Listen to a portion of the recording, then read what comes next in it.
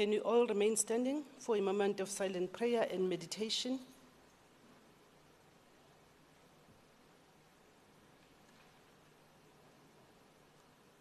Thank you. We may all be seated.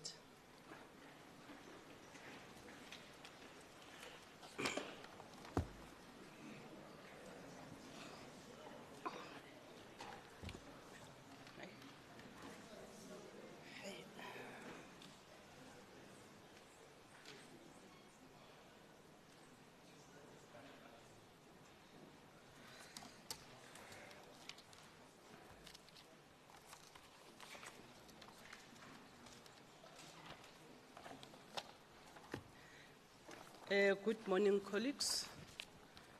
Let me take the honor of greeting our Honorable Premier, MECs, the Chief Whip, leaders of political parties, whips of parties, members of the Provincial Legislature, our guest, the people of Gauteng, members of the media, we are all welcome. Thank you very much for taking interest in matters of the Gauteng Provincial Legislature. I am aware that we'll be visited by some guests. I'm sure they're being still processed outside. As soon as they are here, we'll recognize them properly. They are all welcome. In terms of apologies, I have received the following apologies. Honorable Mpisi and Honorable Fuchs, who are not well, we wish them speedy recovery. Honorable Bosch, who is attending to party business. Honorable Du Plessis, who's going to arrive late. Those are the only apologies that have been received by the office. In terms of announcements, in accordance with Part 4 of the Conflict of Interest Code and Disclosure Framework, for members of the Gauteng Provincial Legislature, members are required to disclose particulars of all their regrettable interests within 30 days after opening of the legislature or appointment of the member. Noting the above, all members are required to complete and submit the declaration of interest to the Office of the Integrity Commissioner at their earliest convenience and not later than the 21st of March. All members who still find it hard or difficult to fill in the members' register, they can actually request a one-on-one with the Office of the IC. Thank you very much. Let me also, although in absentia, but I will speak about Rule 53, when members of the public have arrived as well, which talks about the conduct of members of the public. When in the precincts of the legislature, members of the public must conduct themselves in an orderly manner. Members of the public attending a plenary meeting of the legislature or a committee meeting may not disrupt proceedings and must observe the directive of the member presiding over the House or chairing the committee meeting. The member presiding over the House or chairing a committee meeting may order a member of the public to leave from a meeting and leave the precincts of the legislature when he or she disrupts proceeding or is involved in any misconduct. And that will include answering the phones that will disrupt or disturb the proceedings, clapping of hands, participating, singing, and doing all those noisy acts that may disrupt our proceedings. That is Rule 53 of the Standing Orders. And I also wish to indicate that now that most of the members, especially those that are new, have also been inducted, I want to remind members that we also have a rule on the dress code. So wearing of tegis is not allowed. And I want to repeat, wearing of tegis is not allowed. So in future, don't mislead members, Honorable Mkwebo. So in the next meeting in our next sitting, I will not allow any member who will come with tegis. So I'm warning you in advance, especially now that we have all been inducted. Thank you very much. Is there a member who wishes to make an announcement?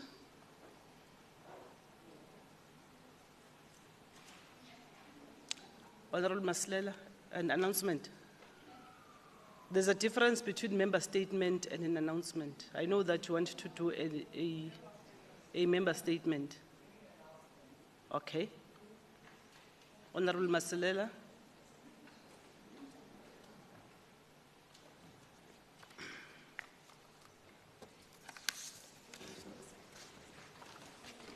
Thank you, Honorable Speaker. Speaker, we as the EFF in Gauteng wish to boldly inform our previously and currently marginalized masses who are plagued by constant load shedding and water shedding of the mother of all shutdowns, the EFF national shutdown scheduled for the 20th March 2023. Allow me to acknowledge the zest and the determination of our ground forces. Honorable Maslela, it's not yet time for that. We are still coming. That's why I said, I know that you submitted your member statement. So an announcement is separate from a member statement. I will call you again later. Thank you. So if we don't have an announcement, we can continue. MEC statements in terms of Rule 79, subsection 1, there is none. Member statement in terms of Rule 81, subsection 1. I will start with Honorable Malima. Thank you very much, Honorable Speaker, and greetings to the House at large. In accordance with Rule 81, Sub-Rule 1, I, Honorable Paul Malema of the ANC, tables the following member statement on the prioritization of township economy. Madam Speaker, one of the biggest ANC achievements in this term is the development of the Township Economic Development Act, TEDA. That was unanimously adopted in this August House last year. The purpose of the ANC-initiated TEDA is to ensure that township businesses fully participate in the economy of this country, which has always been reserved for a selected few. The ANC manifesto is clear on our priorities and what it is that we seek to achieve. Transformation of the economy remains one of the priorities that we are committed to achieve against all odds. While we are aware that there is continuous resistance against leveling the playing ground, we will not be discouraged nor distracted. Madam Speaker, in the past week, the Premier of the ANC-led Gauteng Provincial Government delivered his State of the Province address, outlining the commitments of the government to the people of Gauteng. In his address, he highlighted the focus on township economy and the steps that the government will be taking to ensure that TEDA is fully implemented. We are particularly pleased as the ANC with the 60% of the 34 billion rands goods and services budget being committed to support township initiatives. These commitments are not only honoring the social contract the ANC have with the people of Gauteng, but also ensure that the ANC-led government addresses the real challenges facing our people. We urge township businesses to make use of all avenues that are open through TEDA. I thank you, Madam Speaker. Thank you. Honorable Masilela, it's now your turn.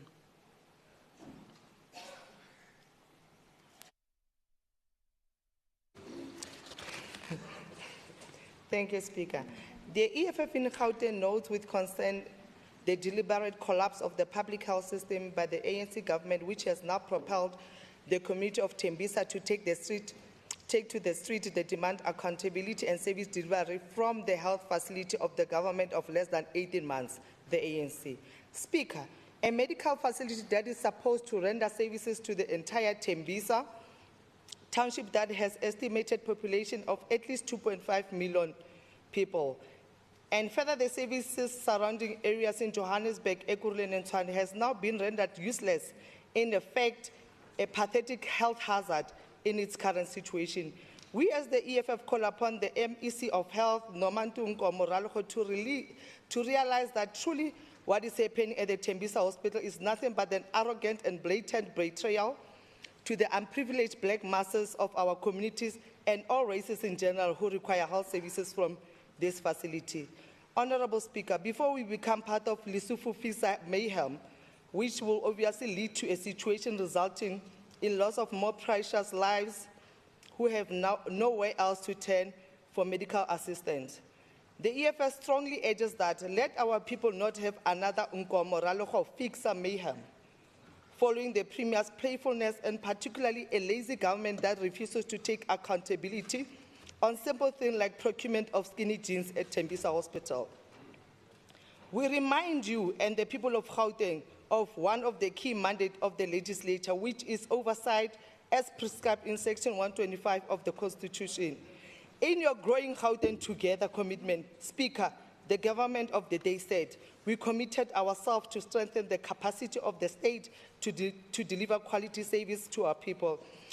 It is not obvious that this was just an empty promise, not a commitment. What is that Tembisa Hospital acting CEO, Dr. Muhlame Mathabate, under the oversight of this current blatant lazy government, will be comfortable to say, the facility is overwhelmed as the number of patients needing help exceeds its capacity to offer assistance.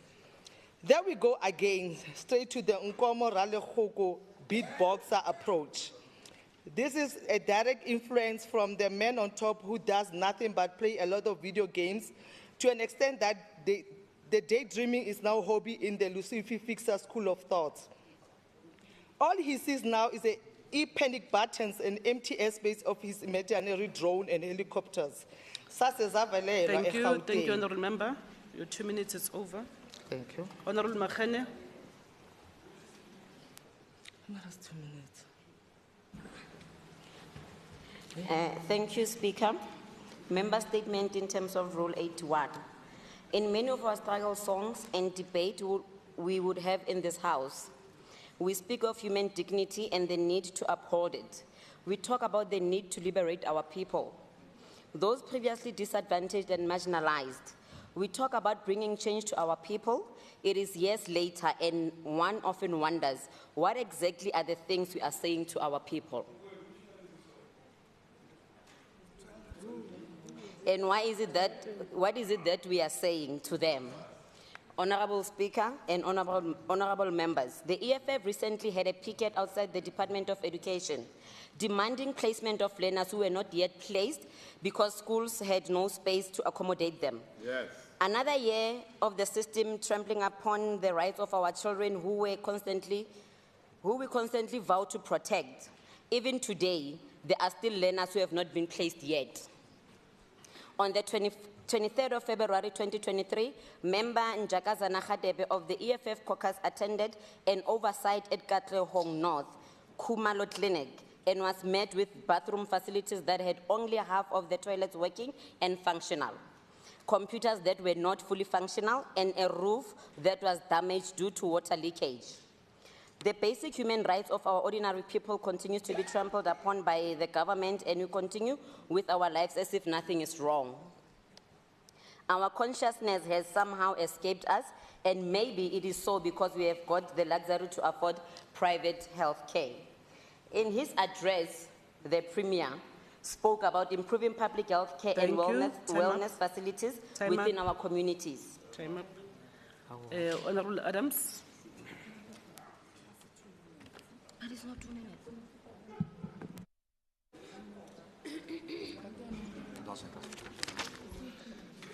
Honourable Speaker, Honourable Premier, MEC of Social Development, people of Gauteng.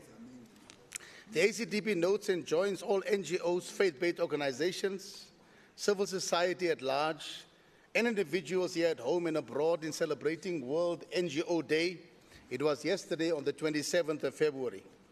World NGO Day was inaugurated for the first time internationally in the year 2014. Since then, the NGO community worldwide acknowledged this international calendar day, which is dedicated to recognizing, celebrate, and honor all non-governmental and non-profit organizations and the people behind them that contribute to improving conditions for all in society. The NGO and faith-based organizations, along with the rest of the civil society, have been at the forefront of realizing and implementing fundamental programs, especially during the times such as the COVID pandemic, to feed the hungry and uplift the most vulnerable, amongst other things. The The ACDP views this sector's contribution as invaluable, as it has in most cases filled the large voids left by government, especially from the Social Development Department, to restore the dignity of our people by providing them with the most basic services. Honourable Speaker, the treatment of NGOs and FBOs, registered and unregistered by government officials, remains an ongoing concern for the ACDP.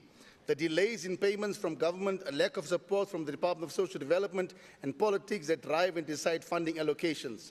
The ACDP calls on the Department of Social Development to treat NGOs and civil society organizations, especially faith-based organizations, with the respect they deserve and to ensure that it roots out any corrupt activity related to the allocations of the funding. Please let us not only recognize, especially the churches during the upcoming elections when political parties will be flooding our churches for votes and thereafter forget them.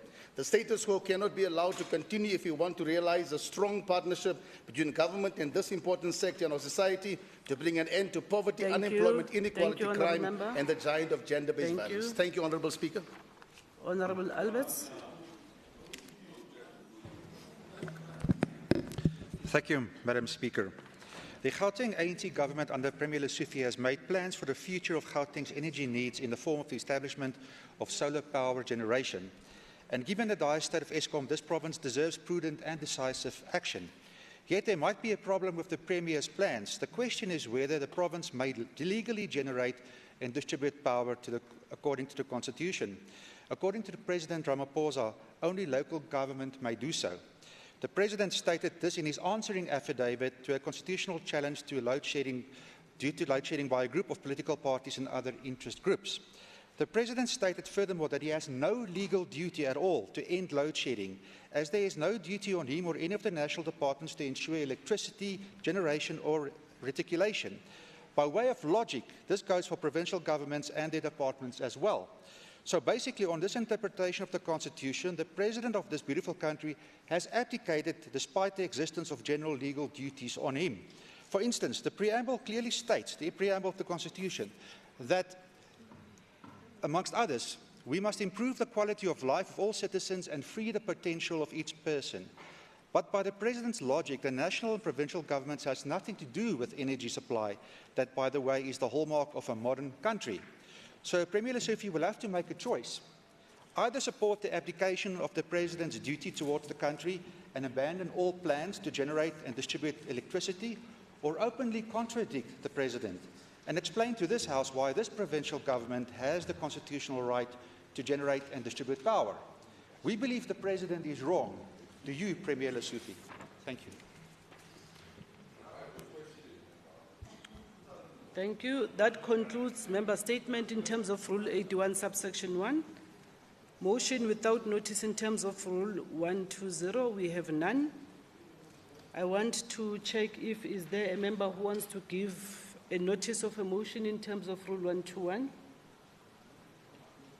There's none. Thank you very much. The first item will be Premier's question time in terms of Rule 138. Let me call upon Honourable Ntsakhe to ask a question to the Premier. Thank you, Madam Speaker. Recently on JJ Tabane's show, the Premier indicated that 67,000 people had applied to be admitted for rehabilitation, either by themselves or through their families. With that in mind, what is the registration status of the state-owned farm that the Premier pronounced after his inauguration? Please describe the 6-month-long rehabilitation program the Premier alluded to.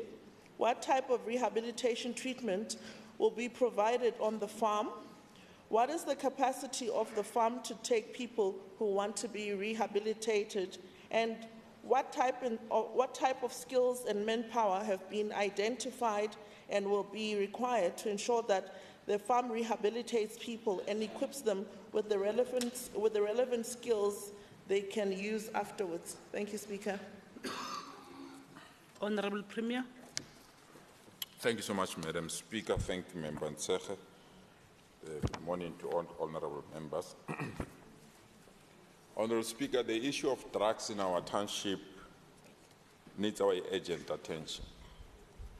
It needs our collective efforts and need to ensure that we spare no resources to salvage the future of our children. If we can't fight crimes, an entire generation might be wiped, and the future that we are building, we might build it for people that might not be there. So our joint commitment to fight drugs must be strengthened by all institutions that are available in our country, from government, NGOs, and all community-based organizations, so that we leave no room to those that think they can wipe the future of our young people. As indicated in SCOPA, we are now expanding our farm in Cullinan at Dr. Fabian and Florence Treatment Center and other drug facilities with an additional 1,351 beds. These are new beds to manage the huge demands that we are receiving. To date, the Department of Social Development have seen, attended, worked with, and assisted close to 75,000 young people that are going through the difficulties of drugs. I want to once more thank the thousands of parents that have called our drug fighting call center, and we want to reassure them every call that was made will be followed, attended to, and ensure that every child is given the necessary assistance that they need.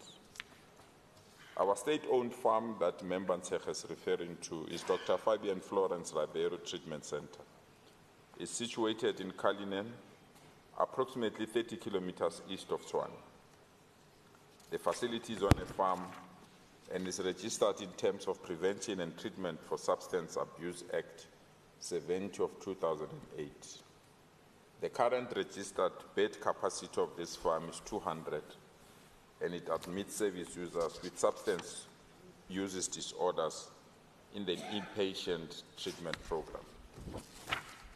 Plans are currently afoot to increase the capacity with extra additional 200 beds during the 2023-2024 financial year. The ultimate plan is to have this registered facility to have 1,000 beds and to be the center for drug rehabilitation. In terms of question 2, the 6-month rehabilitation program comprises different phases, because children or youth that come to our center, they are at different levels and different stages. But from our planning point of view, the first phase of the rehabilitation programs takes place at the inpatient treatment facility, and it includes detoxification services and primary treatment for a period of 9 weeks. A multidisciplinary team consisting of medical practitioners, social workers, psychiatrists, occupational therapists, caregivers, child and youth care workers, and nurses provide the primary treatment, which entails comprehensive treatment interventions such as individual therapy, counseling, group therapy, health lectures, skills development, recreation, sports, and many other programs. They refer service users to centers of excellence for accredited and formalized vocational skills training and startup skills development programs at the inpatient treatment facility. After completion of the primary inpatient treatment program, recovering service users are then referred back to referring agencies to continue with the aftercare programs provided by social workers or in a form of support groups such as AA and NA. Those who qualify are referred to skills development programs provided by our centers of excellence. The following centers of excellence are accommodating service users in recovery for a period between 3 to 6 months. Amongst these centers are as follows: Father Smangaliso Mkhatshwa Center of Excellence in Soshanguve, Bokamoso Center of Excellence in Small Farms, Everton, Shilembe Center of Excellence in Babsfontein, Ekurhuleni, Believers Care Society Center of Excellence in Terfontein, Igusasa Lethu Center of Excellence in Alexander, Bambizandla Center of Excellence in Carltonville, in the West Rand. In terms of question 3, Dr. Fabian and Florence Ribeiro Treatment Center render inpatient treatment for various substances of abuse. Treatment services are in line with the legislative mandates, and the minimum norms and standards for inpatient centers are taken care of. The intervention is rendered within the therapeutic milieu, which ensures that needs of everyone are considered within the context of service users' rights and the formulation of individual treatment plan. The duration of the therapeutic programs at Dr. FNF is 9 weeks, which includes medical detoxification, orientation, treatment program, and life skills program. In terms of your question 4, Dr. FNF Treatment Center is currently having the capacity to accommodate 200 beds. The Department of Social Development is funding 14 additional MPOs in this regard, which are also providing additional 1,063 service users. Plans are currently underway to expand the bed capacity to almost 1,000. In terms of your last question, suitably qualified staff are employed at the skills development centers that I've mentioned, Shilembe, Bambisanan, Father Mkachwa, and other centers. Shilembeni has entered into an MOU with the Gauteng Community Education Colleges for partnership, preparing users to be registered and be part of the community college for those that want to progress with their studies.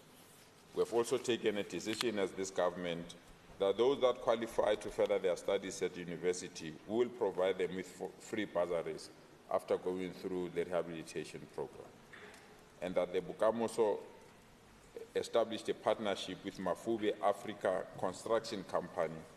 This partnership has created 300 jobs for our young people that need assistance. All centers have continued to establish partnership with relevant stakeholders in the delivery of youth development. We are of the strong view that we have put the proper systems in place to unleash our energy in fighting drug abuse. We are of the strong view that our youth deserve our protection, our love, our care, and we want to thank all the NGOs that have partnered with us and worked with us in this particular campaign. We are quite convinced the struggle against drugs will be defeated, and our young people are going to be given a second chance in life so that they can continue with their lives. Thank you so much, Madam Speaker. Honourable Ntsakhe, do you have a supplementary question? I've got a supplementary comment, Speaker. Okay. Thank you. Thank you very much. Speaker, I just want to say to the Premier, thank you for the response, but the farm I'm referring to is the one he talked about in his inauguration speech on TV. I can't remember the name, but it starts with an S, not Cullinan. And that's what I wanted to know, how far the process was with regard to the registration. And secondly, I wanted to say to the Premier, in terms of arresting drugs, rehabilitation, as I said in my SCOPA debate, is actually sorting out an issue after it's happened. The first priority should be to arrest drugs on the street where people have access to them, because you can rehabilitate people, go back to the communities, and they still have access to the same drugs, and then people will relapse. And then also my concern is the Premier spoke about a 9-week program. In his initial program, he talked about 6 months. So the statements are different, and that's a bit concerning. Thank you so much, Speaker. Honourable Premier, do you want to respond to that?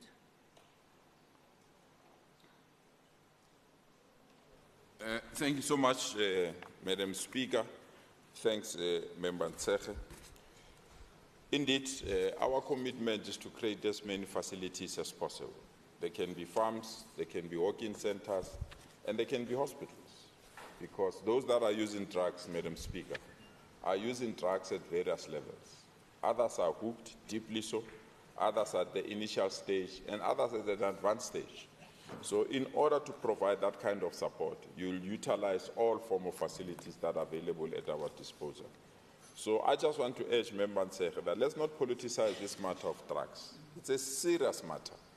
We need to ensure that our young people are protected, taken care of, and given the necessary support. And I think it will be wrong for me to go in a public space or enter a public debate on how we're going to deal with drug lords.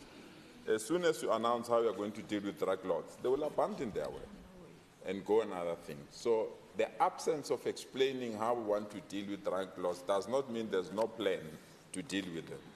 That's the terrain of the law enforcement agencies, and they're assisting us to ensure that at all times the drug lords are attended to, arrested, and we want to appreciate also those people that are giving us the relevant information about drug lords. We will deal with drug lords, Member Nseh. We are not only obsessed with assisting our young people, but we are also obsessed in identifying those that are destroying our children. And that is why I'm very passionate and appreciative of a program that is playing on television every Sunday evening. That is dealing and identifying drug lords. That program deserves our support because they're doing a work that will ensure that communities don't sell drugs again. Thank you so much, Madam Speaker. Honorable Mukwebo. No, Speaker. Don't be harsh on me, but because I know what I should have already done in terms of Rule 138, subsection 9 to the Premier. Okay. No, I was just warning you. I'll give him a chance to use the Rule 138. Continue, yes. Yes. Yeah. So, Premier, please, can you bring the House in confidence? I'm concerned about the issue of the drugs, which Member Nsegesh is raising, that the people go back to the community after they utilize those drugs. The issue which I want to ask you, Premier, is which areas in the province you are targeting, and the township, and the rate which you want to achieve those promises you made in your State of the Province address. Thanks, Speaker. Honorable Premier. Thanks so much, Member Mukwebo. Thank you so much, Madam Speaker. We are targeting all areas in our communities. There is no area that we must not target because drugs have indeed destroyed our communities. To have almost 75,000 young people who need assistance, it's a serious indictment to all of us that we have abandoned the struggle to protect our children. And you can imagine those that don't have the capabilities to even touch base with us. So this number can be far above the 75,000 that we are currently utilizing or accessing or interacting with. So I agree with you. We need to broaden, and also we need to give them alternatives so that they don't go back to do exactly the things. MEC responsible for safety is changing our recruitment processes for our peace wardens to say those that are still young, agile, fit can also be recruited when they finish their rehabilitation program to assist us during that program. MEC responsible for environment is also trying to recruit those that are coming out of our rehab centers to be part of a cleaning campaign so that when they finish their rehabilitation program, they don't go back to do nothing. We are also partnering with the areas that I've just indicated, Fathers Magalisho Center, Bukamuso Center, Believers Care Society Center, Kusasa Letu Center, so that they can train them. We are entering the space of solar panels. We believe we can train these young people in installing solar panels when they come out of the rehabilitation program as part of our solar farm, so that they can be part and have the necessary skills to work on this particular thing. So we are taking care of those young people. Because if we can't take care of those young people, we've defeated the mission why we wanted to take them out of drugs, because they will go back there and do drugs again. We have to ensure that they are properly skilled, properly supported, properly cared for, so that they don't revert back to those old tricks. Thank you so much, Madam. Thank you, Premier. The next question, Honorable Randall, to the Premier. Thank you, Speaker. Honourable Premier, members. In his address to the NCOP taking Parliament to the people on the 18th of November last year at the Ugu Sports and Leisure Centre, Premier Lesofie, you said, and I quote, "We are putting aside an amount of 650 million to reclaim all our spaza shops in the townships from foreigners, so that all these spaza shops can be owned by South Africans." Close quote. This obviously also in line with the unanimously adopted and passed Gauteng Township Economic Development Act of 2022. My first question, can the Premier please explain how and when this reclaiming process will be rolled out by providing a list of priority focus areas? Question 2, can the Premier please explain how this decision can potentially ignite xenophobic attacks on foreigners owning spaza shops in the townships? 3, can the Premier explain exactly how the 650 million for operating reclaiming of spaza shops from foreigners was determined? 4, can the Premier explain how South Africans in townships will be supported by the Gauteng Provincial Government to own and sustainably operate their own spaza shops? And lastly, can the Premier explain who will be the beneficiaries of spaza shops reclaimed from foreigners in the townships? Thank you, Speaker. Honourable Premier. Thank you so much, Madam Speaker, and thanks so much, Member Randall, for your question. Let me clarify it up front. To reclaim does not mean you are taking spaza shop as government and controlling. I want to clear that part. To reclaim means that what used to belong to South Africans must go back to the hands of South Africans. And that's the important aspect with it, and give all the necessary support to South Africans. And it does not mean you are xenophobic. These shops of Mguni, Shabalala, Mabusela, that made us who we are today in this particular house, must not be taken over by people we don't know, who will use them for wrong things such as money laundering and other things that you do. We want to ensure that South Africans that want to enter that particular space of ensuring that they have spaza shops, those spaza shops are supported, taken care of, and ensure that they prosper. So any illusion, therefore, to reclaim means government taking over or nationalizing spaza shops in Gauteng is a wrong illusion. It's to bring them back to South Africans, and South Africans be supported to ensure that they provide the necessary answers that they have. As indicated in our State of the Province address speech, we are of the strong view that our townships are our new gold. We are aware that the reasons our spaza shops are struggling is because they don't have collective buying power. We have now finalized the financing model to allow township businesses to have their own bulk buying mechanisms through the establishment of a township-based warehouses and distribution centers. As such, the ones we have already launched these 2 centers in Gauteng and Mamelodi. So in terms of question 1, the Department of Economic Development is implementing a township retail program mainly focusing on developing township retailers and suppliers through local manufacturing enterprises.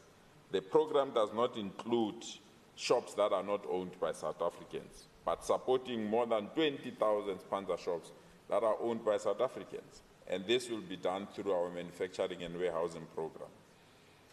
In terms of question 2, I think I've already responded it, that we are not intending to advocate or assist any form of xenophobic attacks on the basis of taking care of South Africans. This is South Africa, and South Africans come first, and we'll support South Africans, and we are not apologetic about that. Any other person that is rightfully coming outside of our country but well documented to be in our country and operate business, there's nothing wrong. They will also be supported. But we want to support South Africans to stand on their own and be supported by their own government that they love so much and they expect so much from the government that they have put in place. We will continue on that particular path. In terms of the 650 million referred to, it's our program. The Department of Economic Development has set aside 6 million, but we also expect investments that are coming from the private sector to supplement this. But in terms of our SCOPA statement, we indicated that 60% of our budget will be utilized to support township businesses, which will be way above the 650 million that we have set aside. In terms of your last question, the retail program is focused on supporting 20,000 township-based retailers, including mostly spaza shops, during the financial year 2023-2024. The program is expected to create almost 20,000 jobs per annum over the MTF period. In addition, the township stores are expected to source local products as part of the drive to stimulate local manufacturing. The program is aimed at providing the following support to retailers: refurbishment of shops, installation of shelving, installation of point-of-sale systems, installation of inventory management system, supply of stock on revolving loan facility, bulk buying discounts. The inventory system will be linked to this process, and centralized marketing and promotion, so that many people should differentiate the shops that are owned by South Africans and the shops that are not owned by South Africans. In addition to the above-mentioned support, retailers will also receive all support programs so that we can be in a position to train them, assist them to access funding, but most importantly, provide the necessary mentoring. Our commitment to convert from paper the Township Economic Development Act that was passed by this House to be a living document so that it can assist our people is a commitment we are not going to betray. Thank you so much, Madam Speaker. Honourable Randall, do you have a supplementary question? Supplementary comment. Thank you, Speaker. I am glad that the Premier referred to investments from the private sector that would come in. As we all know, this country has recently been grey-listed together with Nigeria. That means more expensive loans. That means less foreign direct investment. Premier, and I think we must just keep in mind this is the reality that we're facing. We cannot create expectations that we cannot commit to at the end of the day. People are looking at us. They need hope. They need us to show that we care, but we also need to be realistic. Thank you for clarity. I take your answers and I will work on that further. Thank you, Speaker. Okay. Premier, you want to make further comments? I thought Member Mukwevo might want to add some questions, but it is quite clear this one is beyond his imagination, so he can't participate in this debate. So remember, we should not celebrate grey listing. I think, no, Emma, we should not, Member Randall, we should not celebrate grey listing. It's an unfortunate turn of events, but it's a window of opportunity to strengthen our anti-money laundering proposals. We're proud as this, from this side of the House that we are saying South Africans must migrate to a cashless Gauteng so that we don't have to deal with these money laundering problems and money laundering challenges. But the grey listing, it's something that is going to make business difficult for all of us, whether you are on this side of the House or on the other side of the House. If you are a South African, you are going through difficult. They are not going to say you are coming from opposition party, you cannot be grey listed, or you are coming from the ruling party, you can be grey listed. So it needs our collective efforts to defeat it. It's a window of opportunity. We need to pass the legislation that we need to pass at National Assembly. We need to ensure that we enforce all our money laundering legislation. And that is why we are tough on sponsor shops that are not owned by South Africans, because that's the center of money laundering, where people are not banking their money and people are utilizing that money to sponsor other activities outside the country. So our commitment is very clear. Grey listing is a window of opportunity to strengthen our laws and reposition our country to be a better, efficient country that can trade with our partners across the globe. Thank you so much, Madam Speaker. Thank you. We're now dealing with questions for oral reply to the executive in terms of Rule 134, starting with Honourable Badenhorst. Thank you, Speaker. Speaker, my surname is Badenhorst.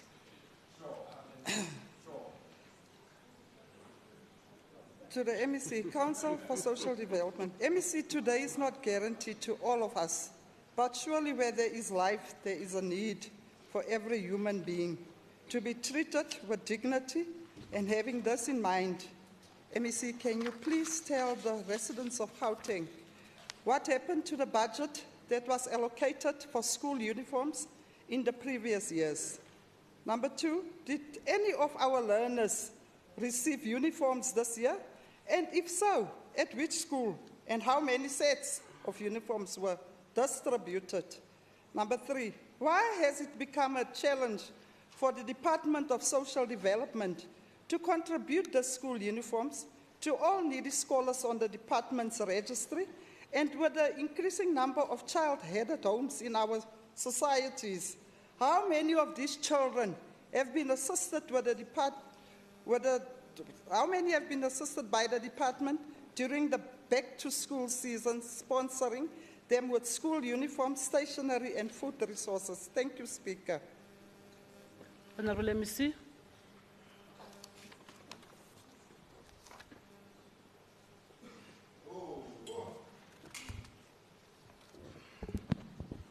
Thank you, Speaker. And thank you to the member. With regards to question 1, the response is as follows. The department awarded a contract for the supply and delivery of school uniform for the period of 12 months.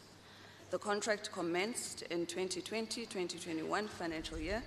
The department spent 78.9 million of the school uniform budget in the 2021-2022 financial year, and the remaining funds were reprioritized to fund food relief expansion program and to augment our food bank's operations, and also to maintain a number of community nutrition development centers that were funded to respond to food insecurity crisis after the COVID pandemic, and also the July 2021 unrest that further contributed. During the current financial year, the department requested a deviation and procured school uniforms which were handed out during the back-to-school period through RFQ in line with the deviation submitted. As it pertains to question 2, the Gauteng Provincial Government on an annual basis has a back-to-school campaign wherein members of the Executive Council are deployed to various schools across the province to assess their state of readiness for the year and also to engage local stakeholders for the effective functioning of the school.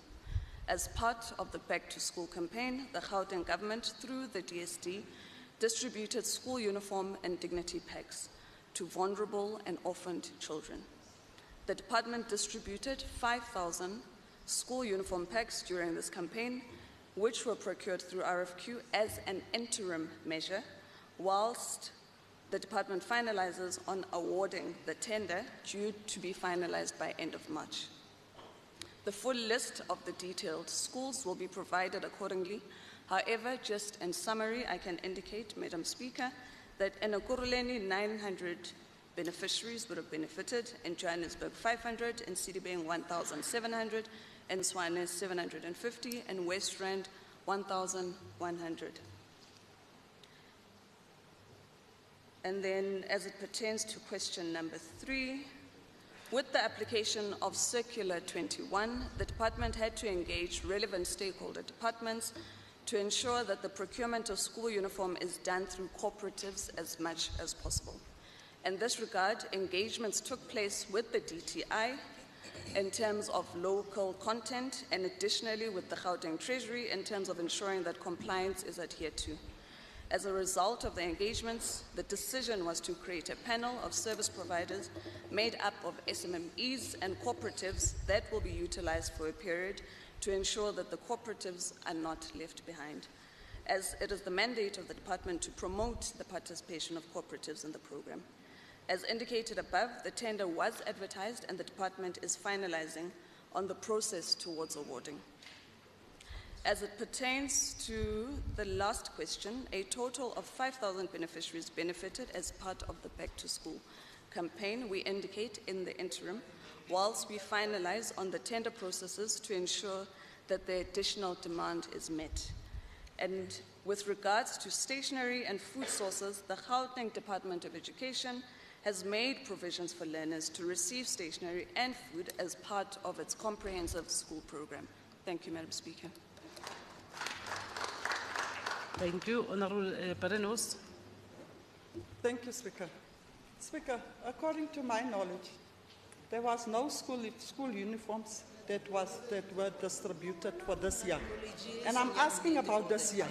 Now, and the thing is this, Speaker, if any school has received the school uniforms, why is it so difficult to give me the proof so that we can see which schools got and which other schools didn't get? Because I say, in Tshwane, I'm from Tshwane, Speaker. in Tshwane, there was no school uniforms distributed. And if I can go through the whole Gauteng, I'm going to find that there's nothing, because the stakeholders were complaining about the tender that doesn't get to them, because the Department of Social Development has certain people that gets those tenders, and the others are left behind. So, Speaker, for the record, can these people just do what they're supposed to do and give the children the school uniforms? Because even the food nutrition at schools are very poor, Speaker. Children go to school, and we know that most of the people does not work. They don't have breakfast in the morning. So when you get to school, at least you'll be able to have a plate of food to get you through the day, but it doesn't happen. Thank you, Speaker. Thank you. Honourable Ntsage. Speaker, thank you. I rise in terms of Rule 134, subsection 7. I'm concerned about the response from the MEC, because of the 122 million rand that was returned to Treasury, part of that was the underspending on school uniforms, and this program has underspent for 5 years. So I want to know where the 5,000 school uniforms were budgeted from. Thank you. Honourable Mukwebo. Thanks, Speaker. Rule 134, subsection 7. I think you don't respond, MEC, like your premier. My question always that direct in this house. Don't be all over. And then now, I'm going to be direct to you, because we are public reps voted by people of this province. We want to do unannounced oversight or oversight. Where did you distribute the school uniforms? You tell us so that we can go and touch and feel these kids. Because these kids, they speak to us in the townships where we move around, working our political work. That is the concern. Don't say we're giving them all over like your premier. Hey, we're dealing with drugs all over the province. Then all over, where's all over now? So we want to do oversight. Be specific, MEC, and tell us where you did it so that we can go and check. Thanks. You have made your point. Honourable MEC.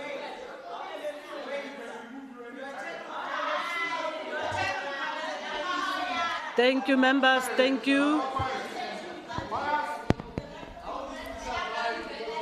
Honourable members, can we allow the MEC to respond? Thank you. Thank you, Madam Speaker. Can you allow Let's the also- MEC, please? Thank you, Madam Speaker. Perhaps we should also welcome the energy that this question has raised.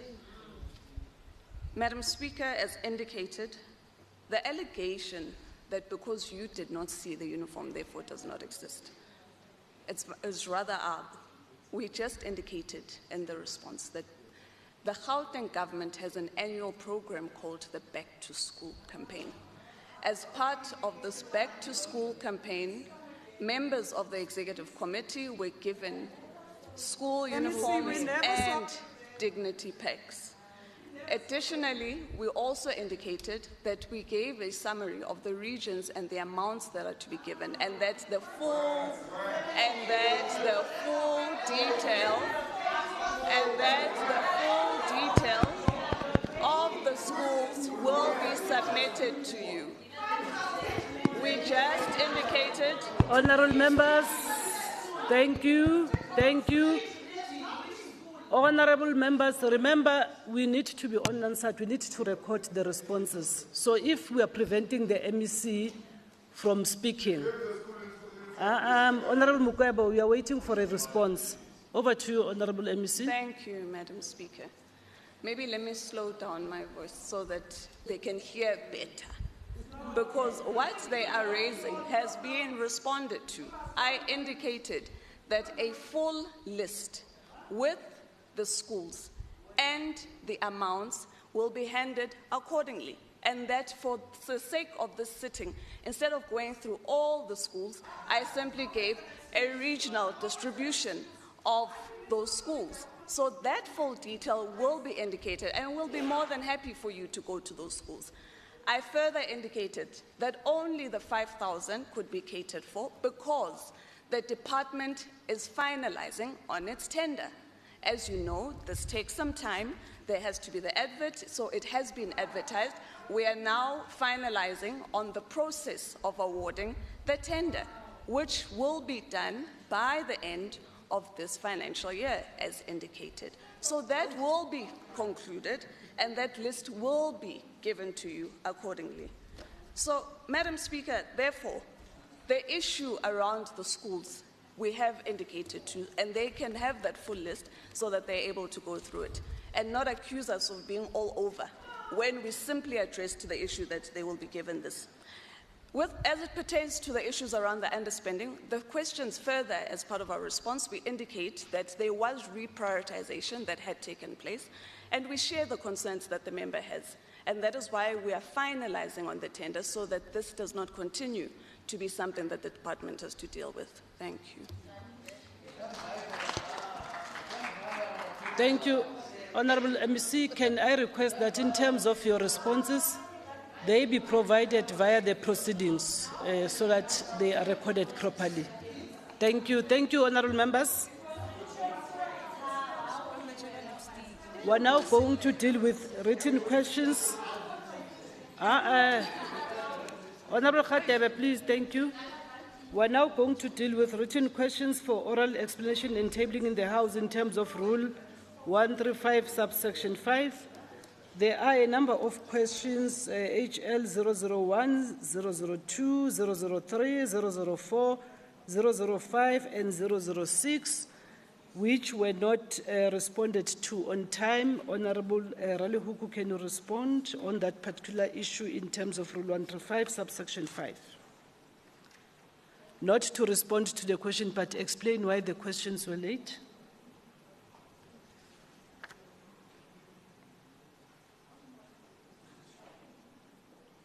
HL 001, HL 002, HL 003, HL 004, HL 005, HL 006.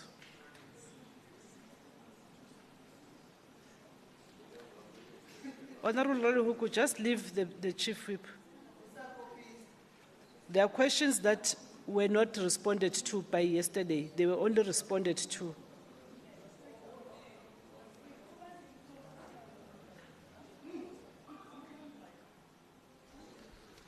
Madam Speaker, I will want to apologize first in the House about all the questions that were not responded to. We did try, but I think these ones, I'm not sure how did we lost it in the system that we have. But Madam Speaker, we are going to submit all of them because I've answered them. Then I'll submit them to yourselves. What I said was they were responded to, but they were late. Yes. The second set of questions is SD 001, SD 002, SD 003, and SD 004. Honourable MEC, Social Development. Honourable Kekana, go to your seat, please. Let's allow the MEC to respond. Sincere apologies, Madam Speaker. The questions are taken some time because we needed to be sure of the information that is provided. We must, however, indicate that we do apologize, and the questions have been submitted. Honourable members, please. Just lower your head. Honourable Mukwebo, please.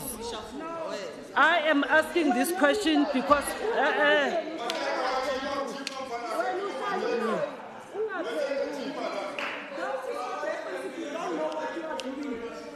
Honourable Chief Whip, honourable members, honourable members, can we have order, please? Honourable Masoleng, the hand is not allowed on this question time. Honourable members, remember we are holding the executive accountable. If you make noise, we can't even hear the response. No, please.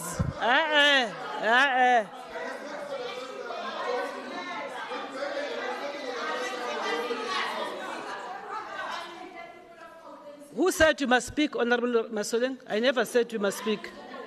Honorable MEC, can you respond, please? There are no hands that are allowed during this question time, please. Thank you, Premier. In terms of that set of questions, they were submitted because they did also form part of the questions that we received from the Portfolio Committee, so they were responded to, but we will send additional copies to the House accordingly. Thank you.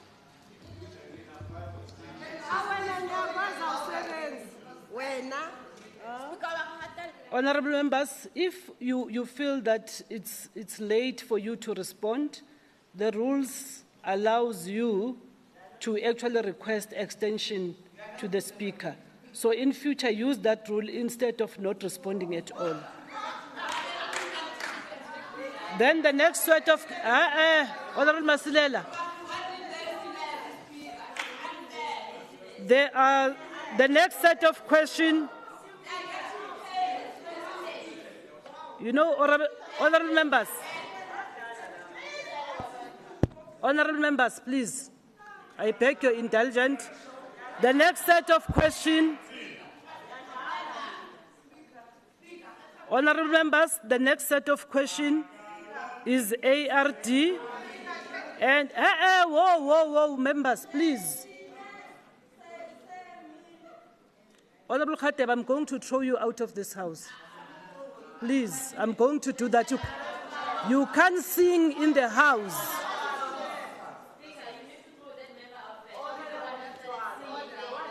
Honorable members, can you have order? Please, I beg you. No hands are allowed during this question time.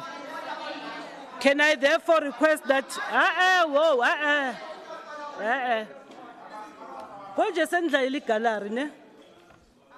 let's not play for the gallery, members. Let us be serious. The people of Gauteng are watching our behavior. Can we be orderly? The next set of questions is ARD and Environment 001, ARD Environment 002, ARD and Environment 003, and ARD Environment 004. MEC? Sorry, Madam Speaker, those response? are the questions that I was referring to that were submitted to the Portfolio Committee. So it was for that second set that I was indicating on with regards to, and I indicated that we will forward them accordingly to the Speaker. Okay. Thank you. Honorable MEC, let me also advise you, because if the portfolio has asked those questions, they have a right to receive the response, but the House as well. Remember, it's not all of us who sit in the portfolio committees. So if through the proceedings, we can actually receive those questions. Thank you very much. Colleagues, we have received an urgent question in terms of Rule 135, subsection 4. Honorable Masoleng to MEC for Education.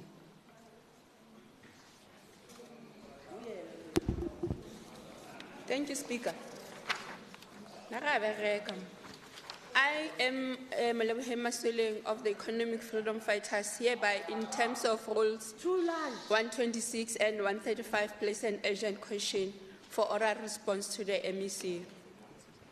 Understanding that the Department of Education and the district at municipal level have a responsibility to ensure that all learners are placed at schools within the radius of 5 kilometers from their place of residence.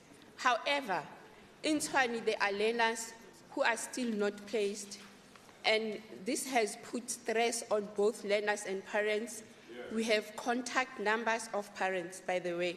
These learners have a right to basic education, and with this in mind, will the MEC respond to these following questions? Number one, when will learner Sinakho Kuhle Mandulo Sipokazi Kunene be placed in grade 8 at Eidseg High School, as this is the only school that offers Zulu as a second language in Tshwane South.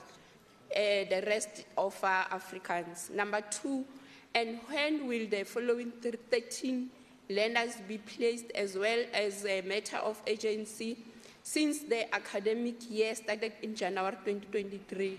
Learner number one Uyena Masimini, he should be in grade 7. Alukhanyo Mbuli, grade 10. Jabulan Mabena, grade 10. Yengeni Mahapa, grade 10. Bulisiwa Dlamini, grade 11. Angel Mtweni, grade 11. Amangile Pete, grade 8. Bothali Mutua, grade 3. Sinobuniso Ngube, grade 3. Neo Ishmael, grade 2. Kushem Jila, grade 6. Banjile Chanawar, grade 8. And Lindiwe Mashangu. Question number 3. How many learners are still to be placed in schools across the province? And the last question, when will all learners in Gauteng be placed, and can the department commit itself today that from next year, 2024, such problems will not be experienced again? Honorable MEC.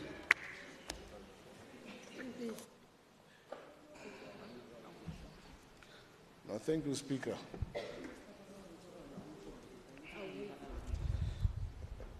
Speaker, I will respond to the questions. Okay, the first question, Sina Guguhle Mandulo Spogazi Kunene. The response is that we do not place a learner based on language alone. We place learners, firstly, through a feeder zone. Secondly, we follow the sibling. Thirdly, we wait, relax some. Honorable Mukwebo, can you have order, please?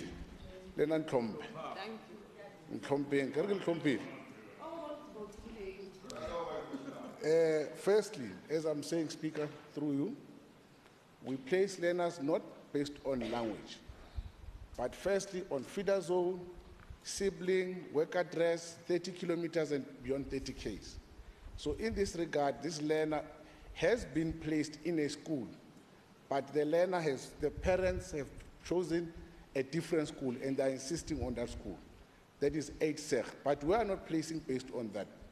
And secondly, what you need to understand, the constitutional obligation says that there should be a learning facility that is accessible to a child or a school. And that's exactly what we have done. We have ensured that there's an accessible learning facility for Ms. Sipokazi Kunene. And that's the primary mandate of the department. With regard to the second question of those learners, those are in between grades. And this honourable member, thank you so much. You've already brought in a case for us to justify why this online system works. You have demonstrated to us that with the online system, we would have been able to know where are the spaces, because these are in between grades. So in between grades, the parents can go to the school or they can go to the district.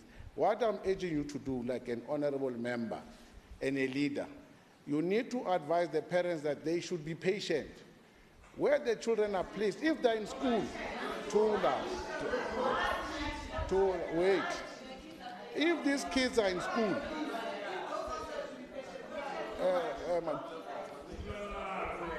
honourable members want to listen to the response. We also have an interest in the response, please. No, I wanted to respond to the beauty queen there. That is all right. So,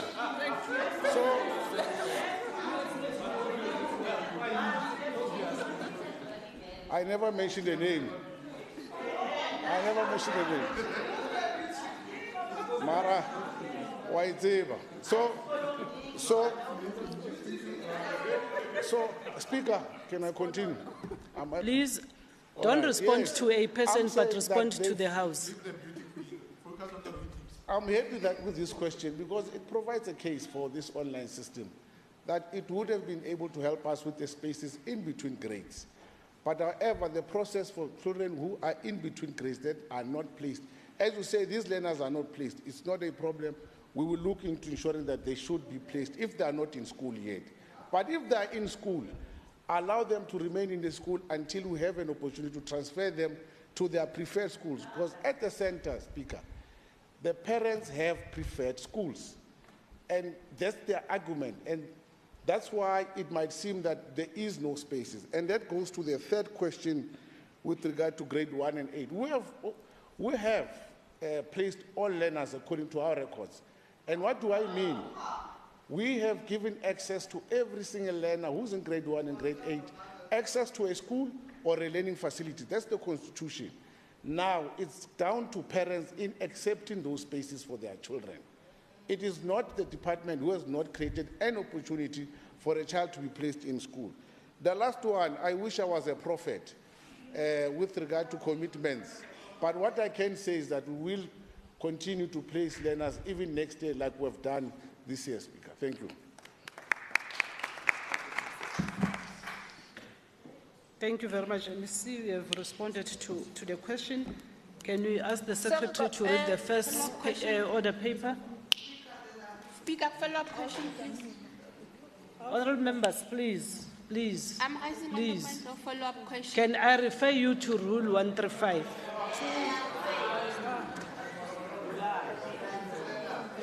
Can you read the first order paper?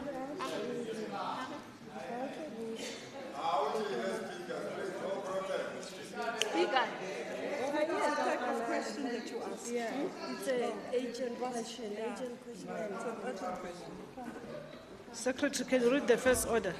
I was only advised. Thank you, Honourable Speaker. Health Portfolio Committee International Study Tour Report of Madrid in Spain on the 28th October 2022. Thank you. Honourable Dr. Dikhamela.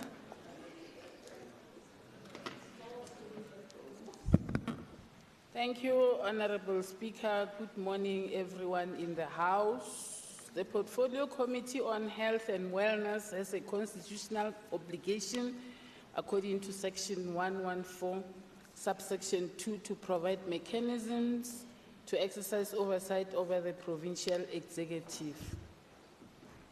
The committee undertook this trip so that it can enhance its obligation for implementation of its constitutional mandate, providing guidance to the Gauteng Department of Health and Wellness on the national health insurance.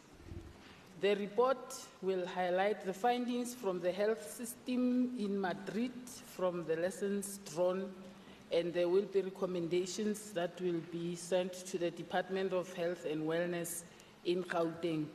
Honourable Speaker, I request that the House consider the parts of the report that I will not be able to read here now be considered as read. The objectives was to share and learn best practices on the effective methods of exercising oversight over the Department of Health and Wellness in Gauteng, to enhance the committee's understanding and knowledge of effective models for the implementation of e-health, to increase access to health for all citizens in the Gauteng province, to learn best practices on the infrastructural management or maintenance of health facilities. On the findings, the national health insurance in Spain, the committee observed that Spain consists of 17 regional health services, including National Institute for Health. All autonomous communities are responsible for healthcare in the following areas: public health, planning and organization, health management and financing. Each independent community has its own health service, which is administrative and managing body responsible for all health centers, services and facilities in its region, provincial administration, town councils, and any other intra-regional administration. The health care is also provided in the following groups: the foreigners not registered or authorized as residents in Spain may receive health care under the same conditions as Spanish nationals, provided they meet all the criteria that is mentioned in the report.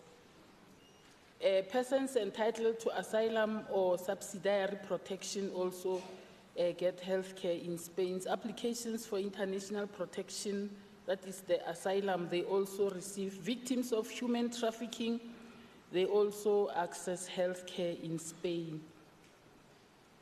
On universal health coverage, all Spanish citizens and foreign legal residents in Spain are entitled to the health coverage by the national health system, which is financed with public funds. Foreigners who are not registered or authorized as residents have the right to health protection and health care under the same conditions as Spanish nationals. Free of charge, essentially the only payment is the pharmacist for medicines and medical devices dispensed at community pharmacies. There is no co-payment for hospital pharmacy services, but however, there is pharmaceutical co-payment by household income. On National Health System basket of benefits, the common one, it comprises of all prevention, diagnosis, treatment, and rehabilitation activities carried out at health and social health centers, as well as emergency medical transportation. It is fully funded by public funds and without contribution by the user. Honorable Speaker, pharmaceutical co-payment is expected from the following people or group of people: pensioners with income of less than 5,635 euros per year and others. On e-health in Spain, Spain has a digital health strategy in place. The aim of the strategy is to empower and involve people in their health care and facilitate their relationship with the health. Some of the areas of action through this strategy include, among others, monitoring of health threats and risks, promotion of active population health, prevention of diseases and disabilities, and management of processes that support the performance of health function. Each person is uniquely identified in the national health system, as each has a unique personal ID, electronic clinical records, and electronic prescription. The e-health is essential for assisting in exchange of relevant clinical information across the national health system. Patients and health professionals have access to the patient's clinical information, and the patients can see who has accessed their clinical data. E-prescription. Citizens can obtain their e-prescription from any pharmacy in that country. Release physicians for economic administrative overload of paper prescriptions, particularly in relation to transferred citizens from other autonomous regions.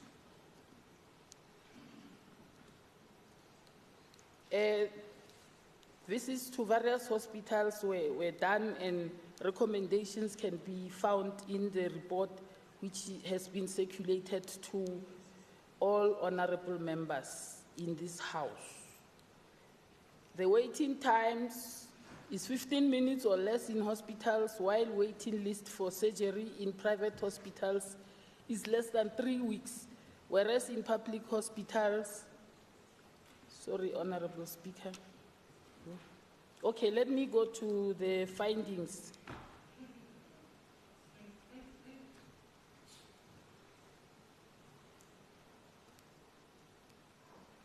On adoption, Honorable Speaker, in accordance with Rule 117, Section 2, subsection C, read together with Rule 164, the Health Portfolio Committee hereby recommends that the report on the International Study Tour Madrid, Spain be adopted by the House, taking into considerations the committee recommendations made in this report. I thank you, Honorable Speaker.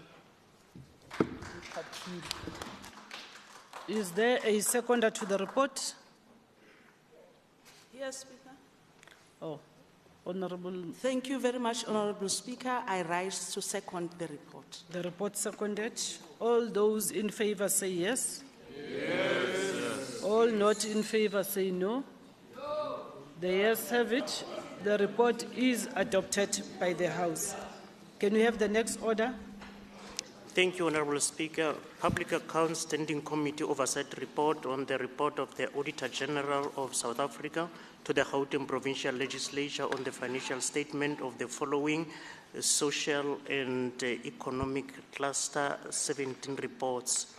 Department of E-Government, Gauteng Provincial Treasury, Gauteng Infrastructure Financial Agency, Department of Roads and Transport, Gauteng Management Agency, G-Fleet Management, Department of Economic Development, Gauteng Tourism Authority, Gauteng Enterprise Propeller, Dinokeng Trading Entity, Cradle of Humankind World Heritage, Gauteng Gambling Board, Gauteng Liquor Board, Gauteng Growth and Development Agency, Department of Agriculture and Rural Development, Department of Cooperative Governance and Traditional Affairs, and Department of Education for the year ended 31 March 2022.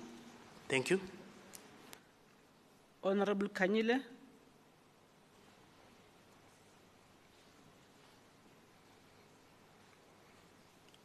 Thank you very much, Speaker.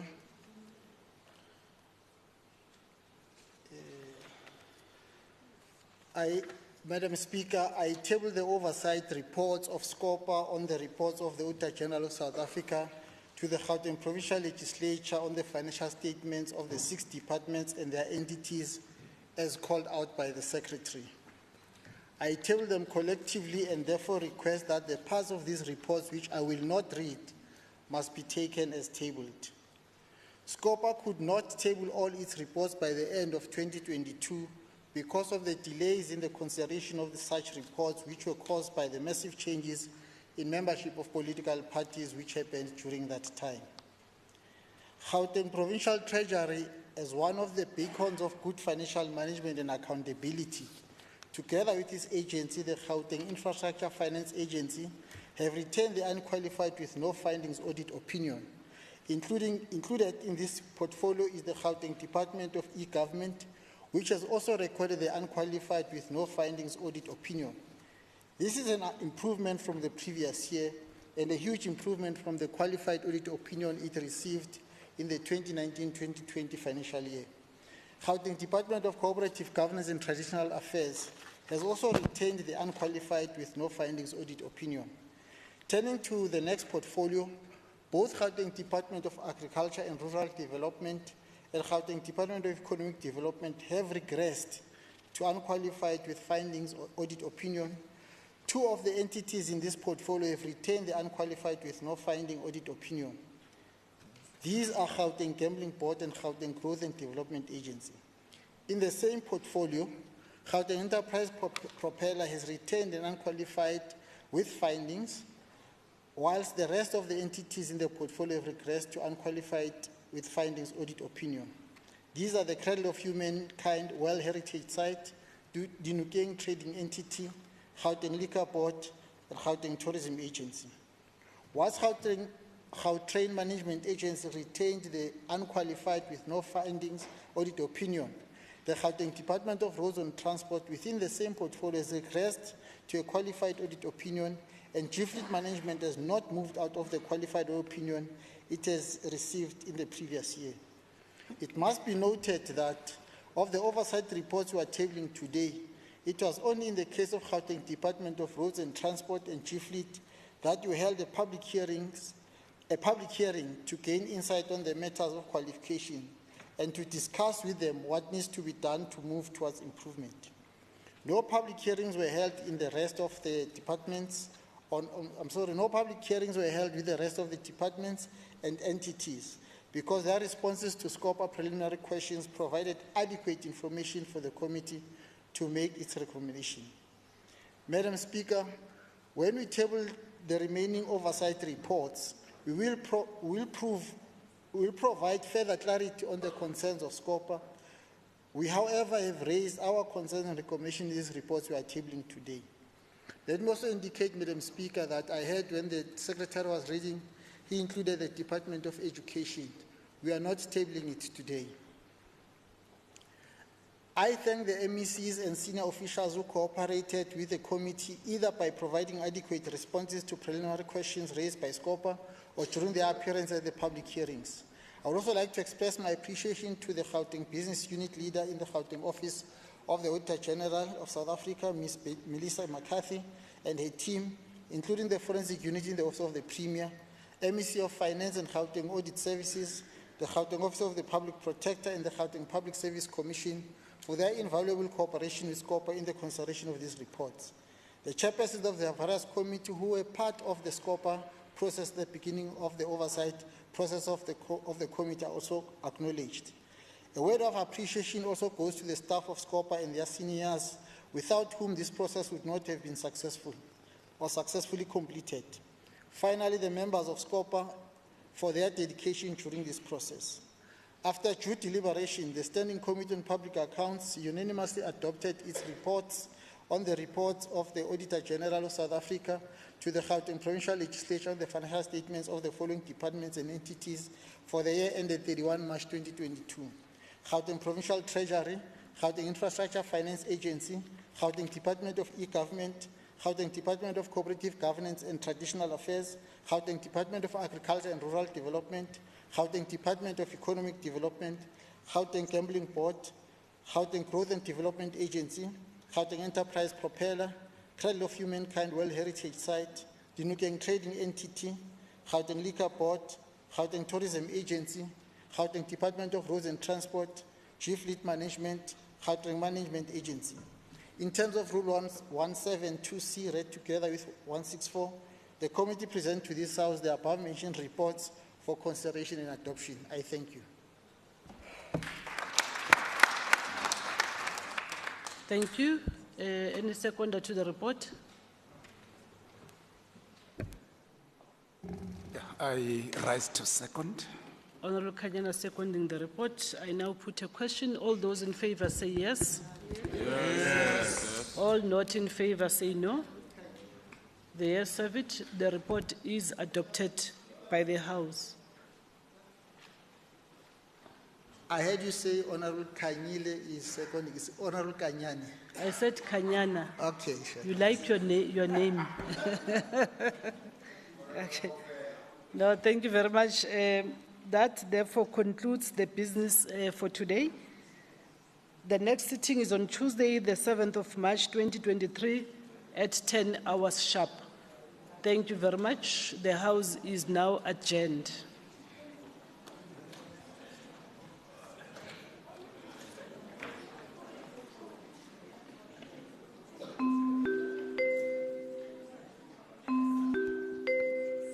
Can I request our guests in the gallery to also stand up?